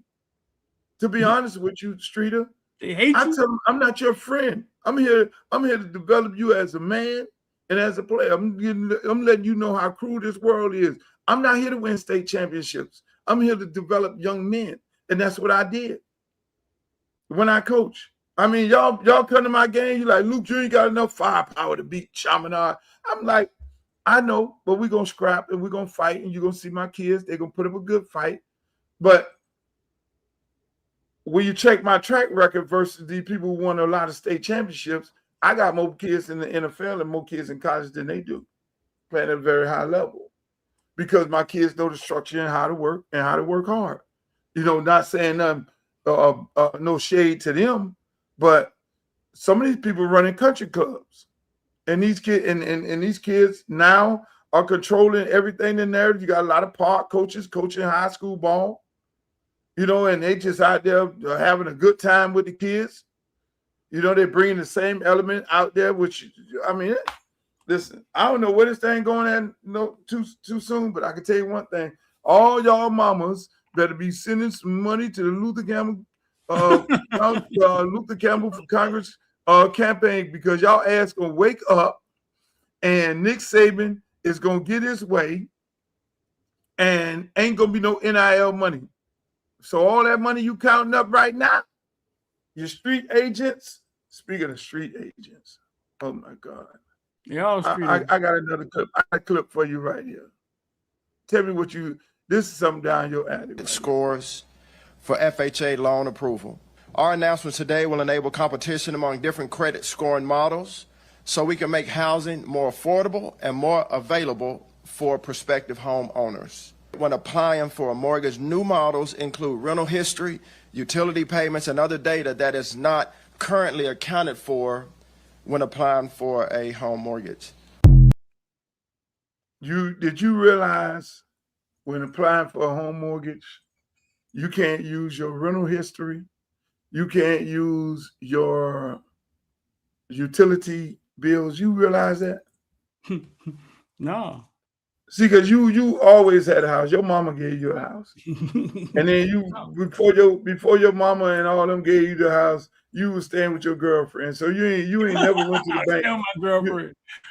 Your wife. You ain't never went to the bank. You ain't never went to the bank and had to get a mortgage. I brought two houses in my life, but no, I mean they're saying that.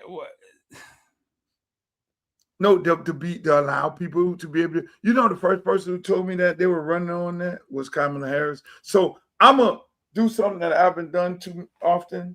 I'm gonna commend Donald Trump and his on getting that done. I mean, that's very important, because we get pushed out of house, being able to purchase a house, because we're in rental property, and they wouldn't let the rental property, us paying the bills in rental property, apply to our credit score. So for them to do that right now, that's dope. And I'm gonna go on Twitter and I'm gonna do that. I'm gonna tweet that and say I want to commend you, Trump, for doing that. And I'm gonna get my ass ate up. They're gonna call me the child of God, because they don't want me getting Trump no win. I commend the man for that. I keep it a buck, Streeter. That's for us right there.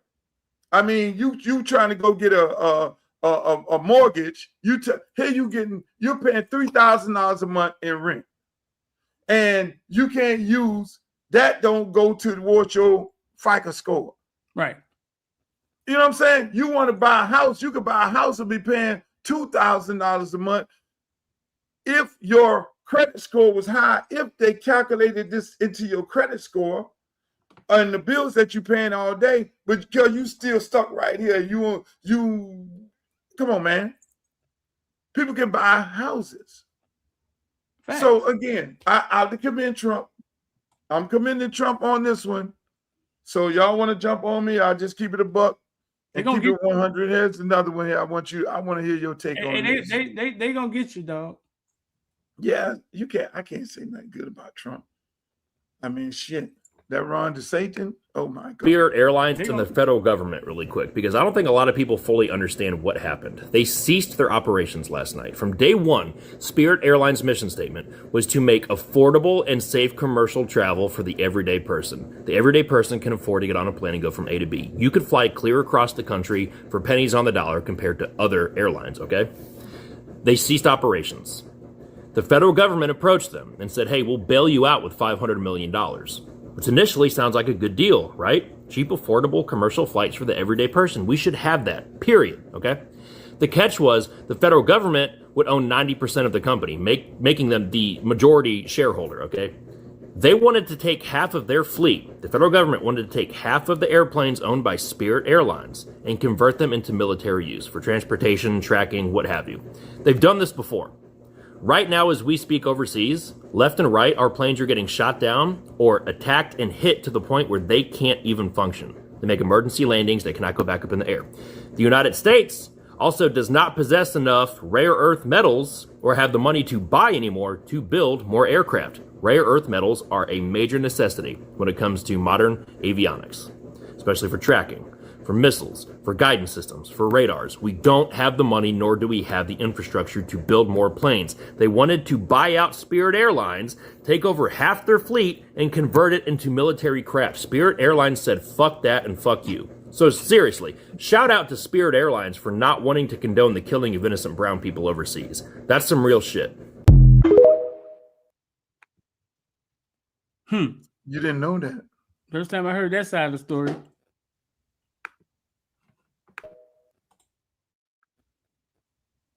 You didn't hear that side.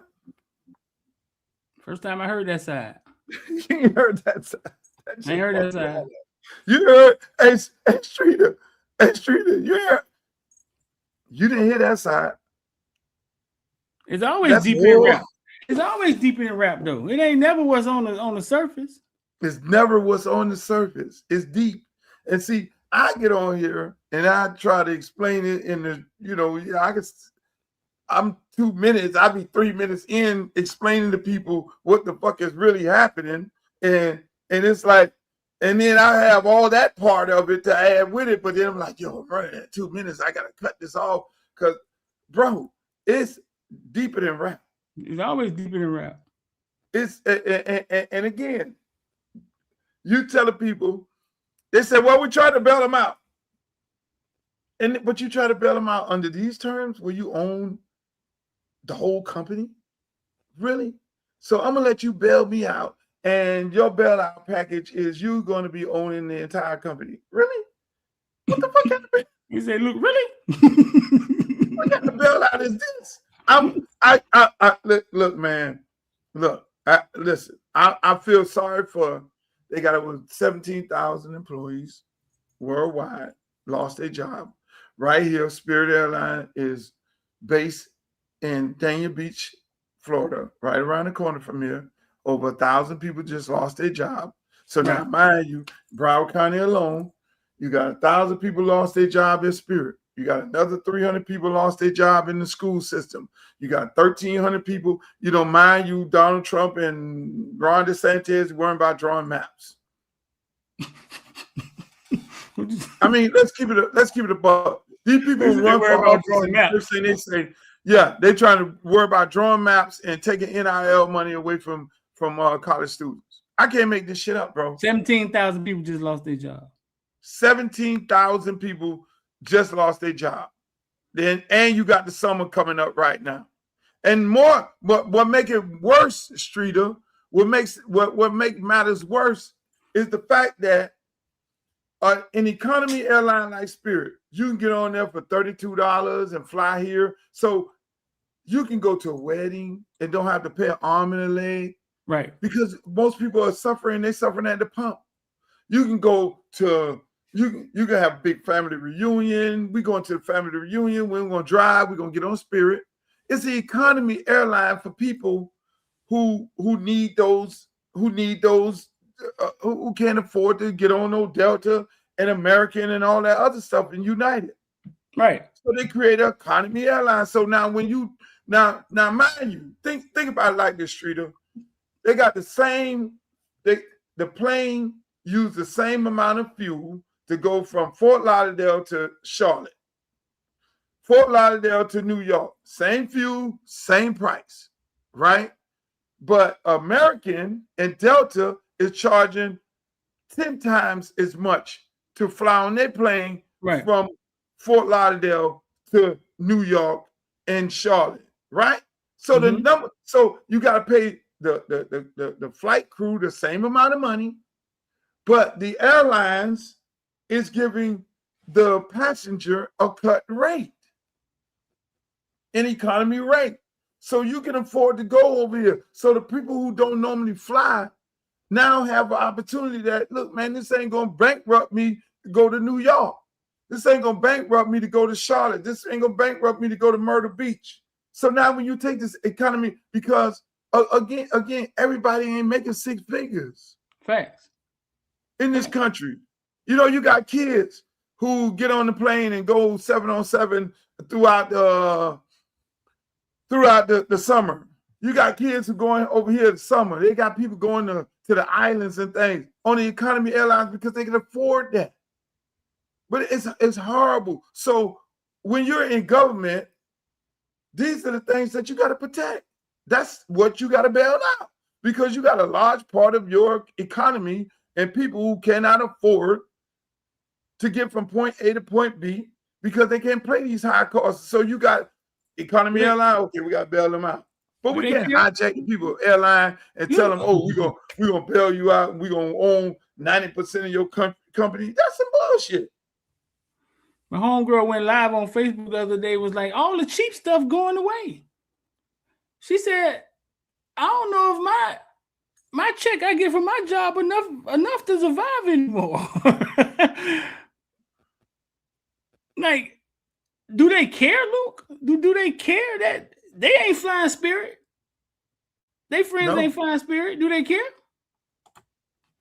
No, they care. Because now you can't say you're the champion of job creation when you're losing jobs. See, Trump gets on there talking about, we created 50 million jobs.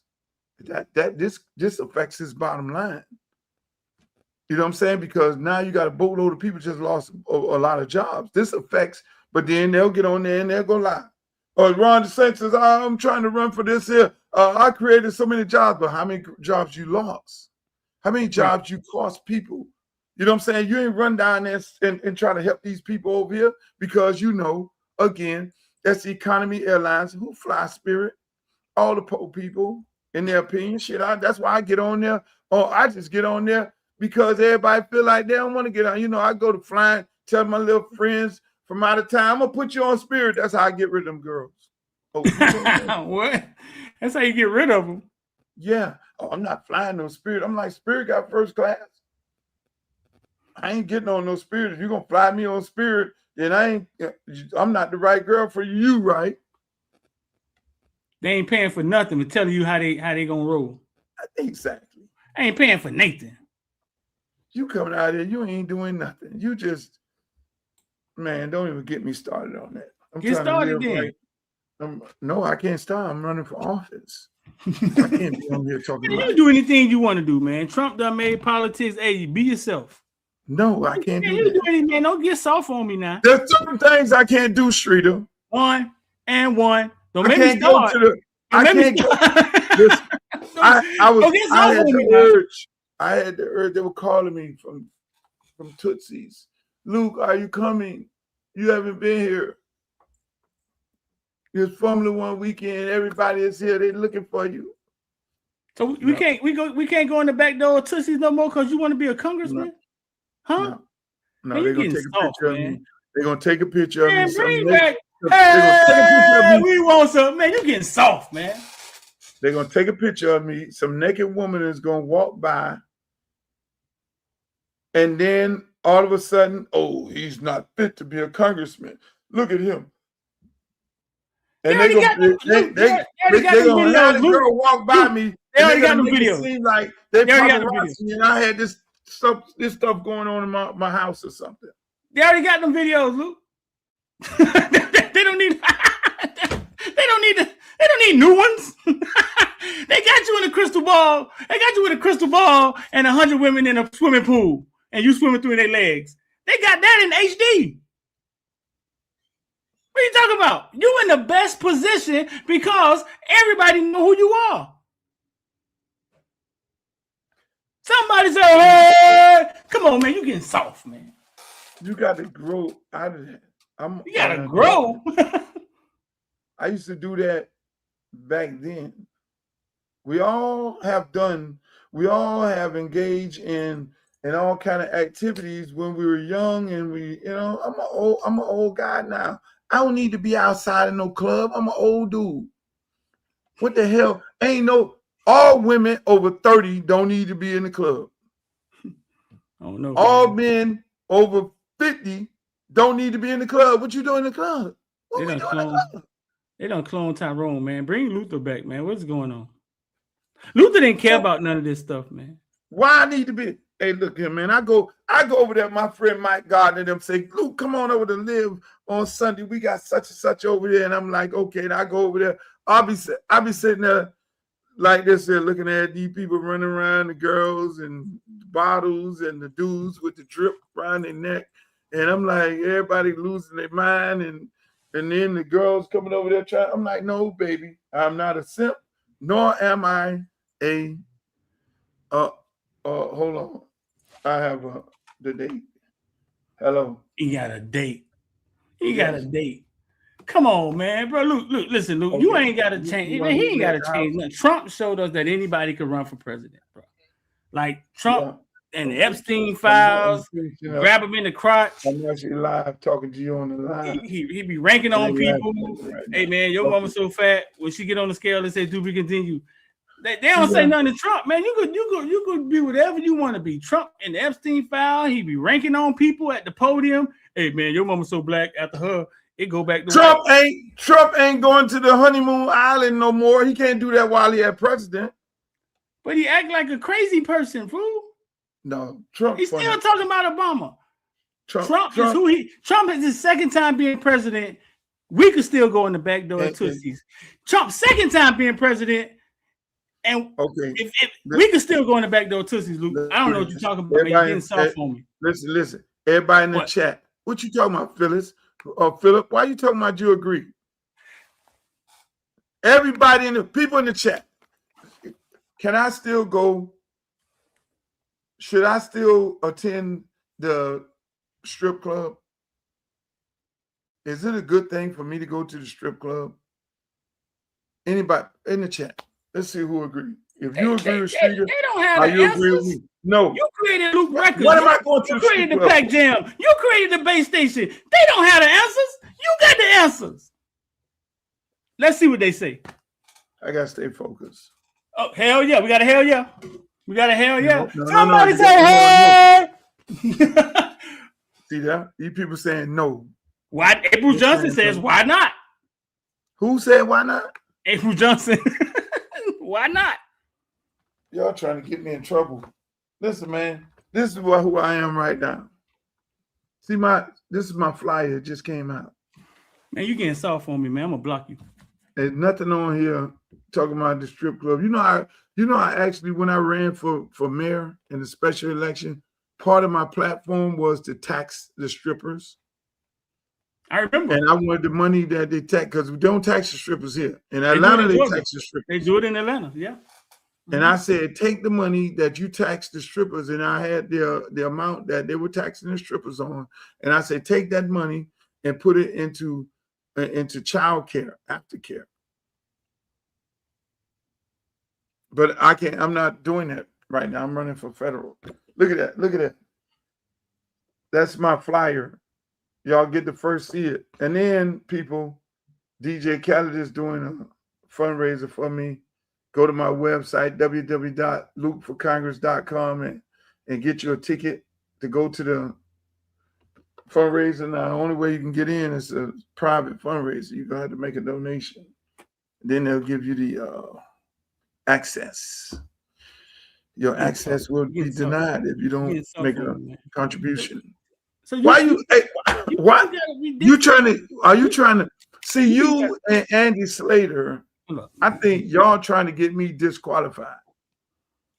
What disqualifies you? Tell me, what's the rule? Y'all want the people to write me up. What's the Look at rule? Luke at the strip club, all my opponents dragging it all. Oh, this is what he gonna take to Washington. This not congressional. This is not. Did you want me to? That's what you want me to do? This is what I want somebody to do. People in the comment section. People in the comment section. Y'all got homework. For the people who think Luke isn't fit to be in politics, right? Go find me someone who ran for Congress, and before they ran, they've done more in the community than Luke. Even with the 2 Live crew and fight with all of that, find somebody that before they became a congressman, they've done more for their community than him. For the people who think he's not fit. Because you're going to find some people that ran for Congress that were clowns with Ringling Brothers, that were butchers. They were insurance men. No, they did nothing for their community. But y'all saying this dude is not fit to run for Congress?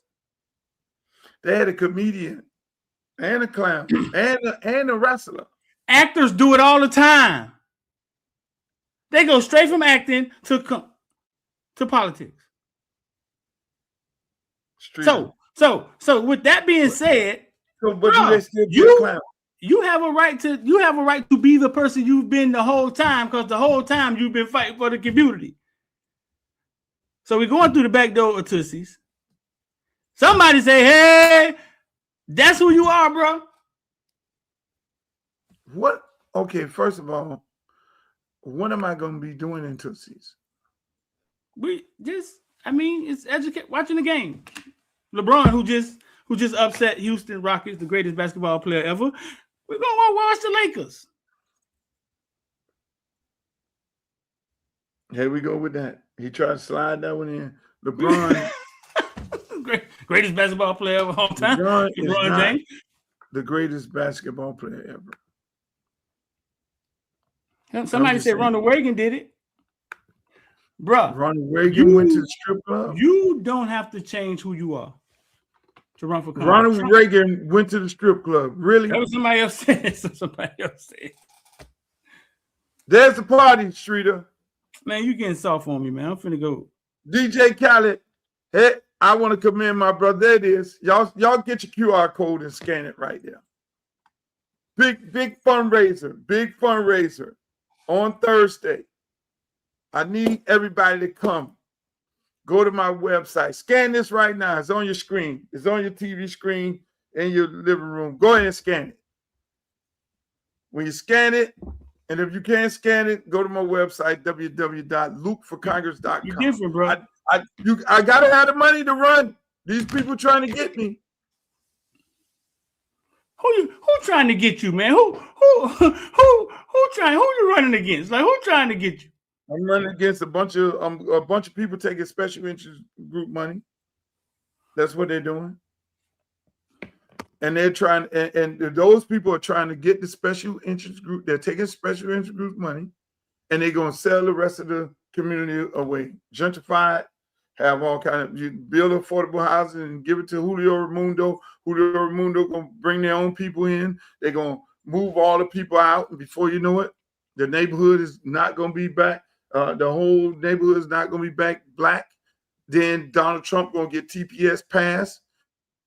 All the Haitians in the district and some of the other islanders who are here on temporary status, they're going to then take them and put them in Alligator Alcatraz in the houses that they live in, that they purchased since they've been here all these years. They're going to take those houses, and then they're going to move into those. That's a big play.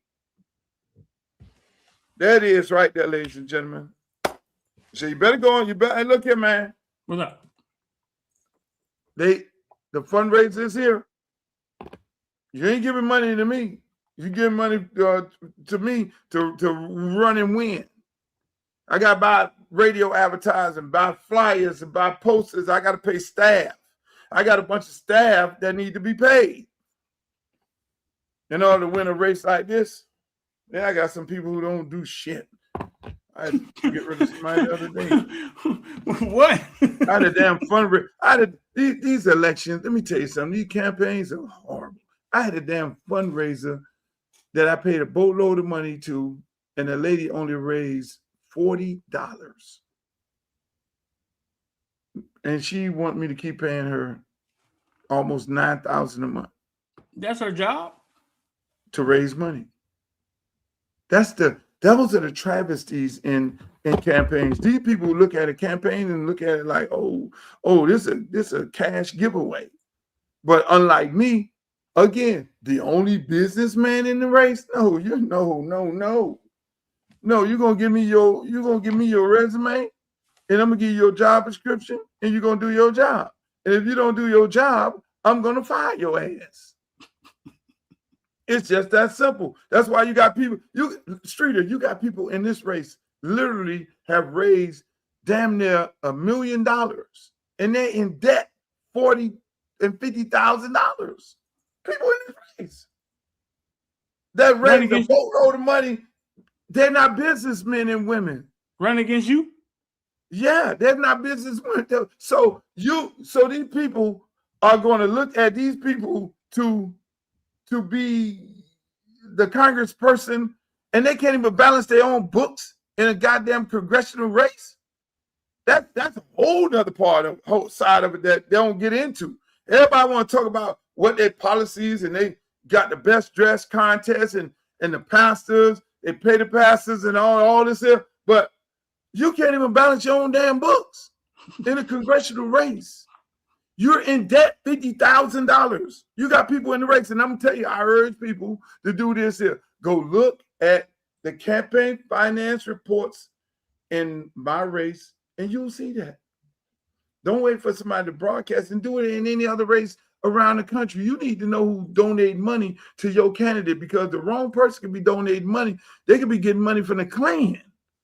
They have campaigns where the Klan is getting them money. The Klan? Black people, do you know how valuable Black property is in the Black community? They want that. Either they want you out to own it, or they want to come in and own you. So people, there it is right there. They go big fundraiser. I got one with Rick Ross on the 21st. You won't see no address on there because everything is private. We ain't finna have all y'all, Bo Chica and everybody, mannequin girls show up with all their little outfits on. No, take your ass. You want to come and you want to rub shoulders with some big time guys? Make your campaign contributions and go into a great cause. The Luther Campbell for Congress. I got another big one on June 2nd, Streeter. That's going to be in Atlanta, Georgia. I saw that one. Oh, that's what Ludacris and Killer Mike, T.I., Shaka is sponsoring. Man, that's big. We're going to do one in Houston. I'm going to Houston. We going to Houston. Scarface going to have one for me. Houston. Oh, my God. The women in Houston. Oh, my God. Every time I go to Houston, you can buy big ass houses for a little bit of money with a lot of property, and you got access to the most beautiful women in the world in Houston. Houston is not a place. Houston is man. Them women are drop dead gorgeous in Houston. Houston and Dallas, they ain't playing. I have never been engaged. Only been married one time, engaged twice. And both women from Texas. That's how beautiful they are. And I don't have no ugly eye. You know, some people have an ugly eye. But they be like, man, but she beautiful. And you be like, You got an ugly eye. man, she fine. Obese. That's okay with you. Hey, man. Hey, listen, man.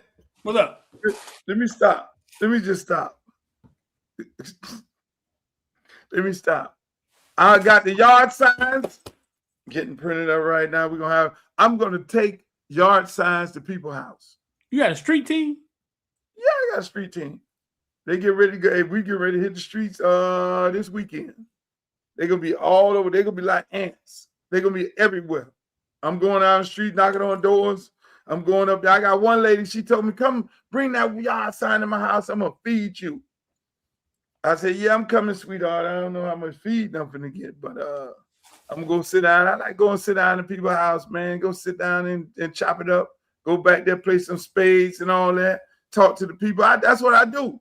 I'm gonna go out to the park. You gonna tell me when they got the 7-on-7. I'm gonna go to the spring game, Ely spring game, Dillard spring game. I'm in the stands giving out flyers and all that there. Hey man, vote for Uncle Luke.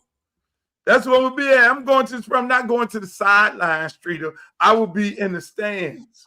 So that's your job, to give me the list of these are the dates of the spring game for Dillard, Ely, Diff, all that, BA, all that. That's my district, bro. Let's go. I'm trying to tell you. So You gotta make sure you take their phone, and they want to take a picture. Yeah, you take their phone and you shoot a video with them. You go live, and then next thing you know, you're on everybody's page. They helping you. That is the move. I take the picture with this shirt on. I'll be on everybody's page. They be like, shit, you getting free advertisement? No, we taking pictures. You getting this. Look. But we're gonna win this. We in to win it. Hey man, I gotta get off here. I got the hot date. Get ready to pull up. I'm gonna come on here Wednesday, tell y'all how the date went. I'm interviewing for a first lady. If you want to be interviewed, send your resume to Streeter. Who you interviewing? What? Interviewing for a girlfriend. Oh, for a girlfriend. Remember we were supposed to be trying to find this girl in Opelika? Okay, ladies and gentlemen, I want to thank you all for being here today. It was a great show. It was a great show. It was a great show. We had Street on here, Footballville. We talked a whole bunch of stuff like this here. You see that this man saying glow? Yeah, it is OMG. But hey man, y'all check out Streeter. Go follow him on Instagram, follow him on Facebook, follow him on Twitter, Footballville. They got all the updates on everything, all the haircut. His haircut and Malachi. Haircut, Malachi, all on Footballville. And the newest stars, the new ones, the new top ones. And we'll be back on Wednesday. See you later, Streeter. Hey, man, I appreciate you as always. Hey, but make sure y'all check me out go to my website, www.luthercampbellforcongress.com. Go over there, send me emails. Everything. We got quite a few events getting ready to happen. You want to keep up where I'm at? Go check out the platform. You want to know about what we doing? Go over there. So all the people on Facebook, I love y'all. Everybody that's on YouTube, I love you too. Twitch, we got to get the numbers up. X, y'all toxic. Instagram, we ain't on there tonight, but until the next time, Wednesday, we'll be back on the same bat channel. You know, we're live at 5. Wednesday, it'll be a little different time. And then on Thursday, we'll probably come on Thursday night after the big fundraiser with DJ Khaled. But for more fundraiser information, go to the website. You can check it out. Thank you, guys.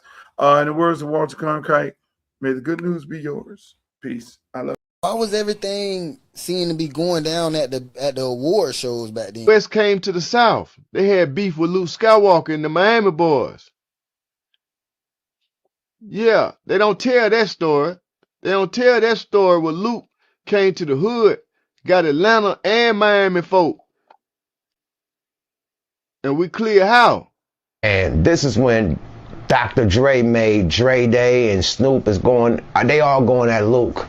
Man, them goddamn Miami, I don't know where Luke man, this was in Orlando, Florida, the Jack the Rapper. We're in Orlando, Florida. Them goddamn Miami niggas came through that bitch so thick, tearing shit up. Only real niggas that was at that Jack the Rapper know exactly what the fuck happened. But it was bad, you know what I mean? It was all bad. Just know that Death Row and Luke Skywalker is funking at this time. That's when everybody met up. Because they doing their own shows, we doing our own shows. All year long, and then when y'all finally meet up. Yeah, because everybody had to go to Jack the Rapper. Everybody had to go to New Music Seminar. Everybody went to How Can I Be Down. Everybody went to the Southwest, whatever that shit was. Yeah, so that's where you see them. Damn, so that's why it be like, every time, like, when you go back and look up at the beefs and they'll try to pull up a beef from back then, it's always at the fucking award shows, or they always have these stories about the award shows. And they got to understand, man, the South, boy, the South don't play. The South pulls no punches. We scared of nothing. We are not scared of the boogeyman.